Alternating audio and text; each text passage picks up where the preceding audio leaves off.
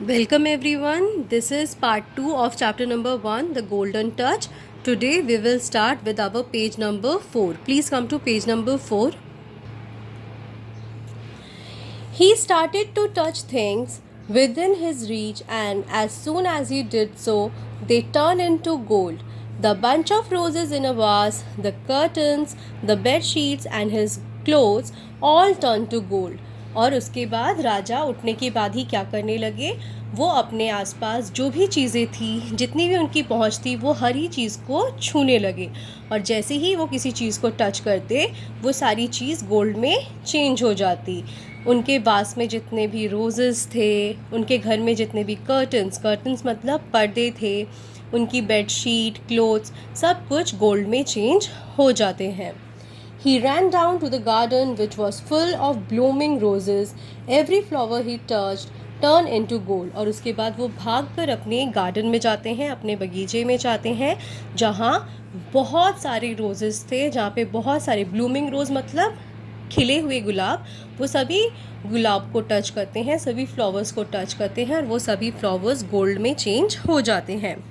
Satisfied at having found so much gold, King Midas went for breakfast. Alas, the food and drink he touched turned to solid gold. और वो बहुत ज़्यादा satisfied होते हैं, बहुत ही खुश होते हैं, और सेटिस्फाई होने के बाद कि उनके पास इतना सारा गोल्ड है, वो ब्रेकफास्ट करने के लिए अपने पैलेस में जाते हैं। और जैसे ही वो किसी भी खाने को या पानी को टच करते हैं, सब कुछ सॉलिड गोल्ड में चेंज हो जाता है। जैसे आप पिक्चर में भी देख सकते हैं, what ever he is touching is turning into gold, सब कुछ गोल्ड में चेंज हो रहा है। The wars was still to come. His little daughter, who rushed into his arm, also turned into a gold statue. Now Midas was in great sorrow and despair. और ये अभी भी बुरा नहीं था, क्योंकि बुरा तो आने वाला था। जब उनकी छोटी बेटी उनकी तरफ भागते हुए आती है और उनके गले लगने की कोशिश करती है, तभी वो एक गोल्डन स्टैचू बन जाती हैं, क्योंकि जैसे ही किंग मिडास का टच उसे लगता है, वो गोल्ड स्टैचू में चेंज हो जाती हैं। ये देख के किंग मिडास बहुत ही सॉरो एंड डिस्पेयर मतलब बहुत ज़्यादा वो दुखी हो जाते हैं, बहुत ही निराश हो जाते हैं। How I wish I was the poorest man on earth if only I could get my daughter back. मैं बहुत ही गरीब इंसान हूँ इस पृथ्वी में, मुझे मेरी बेटी कैसे वापस मिलेंगी। उसके पास बहुत सारा गोल्ड था, मगर सबसे ज़्यादा प्यार वो किससे करता था, गोल्ड से भी ज़्यादा अपनी बेटी से। और जब वो अपनी बेटी को खो चुका था, जब वो उसकी बेटी एक गोल्डन स्टैचू में कन्वर्ट हो चुकी थी, वो बहुत ही दुखी इंसान बन गया था इस पृथ्वी का, और वो सोच रहा था कि उसे उसकी बेटी कैसे वापस मिलेगी। Suddenly the stranger who had given him the golden touch appeared before him. और तभी वो स्ट्रेंजर जिसने उसकी विश ग्रांट की थी, वो उसके सामने आ जाते हैं। Are you happy, dear Midas? Now that you can turn everything into gold. और उससे पूछते हैं, क्या अब तुम खुश हो मिडास, क्योंकि अब तुम हर चीज़ को गोल्ड में चेंज कर सकते हो। I never have been more miserable in life. I have lost what I truly love. Now I know that gold is not important, not everything. Turn back, take back my golden touch, I beg of you, and give my daughter back to me. तब king Midas उस angel से, उस stranger से कहते हैं कि मैं अपने दुनिया में सबसे ज़्यादा खुद को मिजरेबल फील कर रहा हूँ। मैंने उस चीज़ को खो दिया जिसे मैं सच में बहुत ज़्यादा प्यार करता था।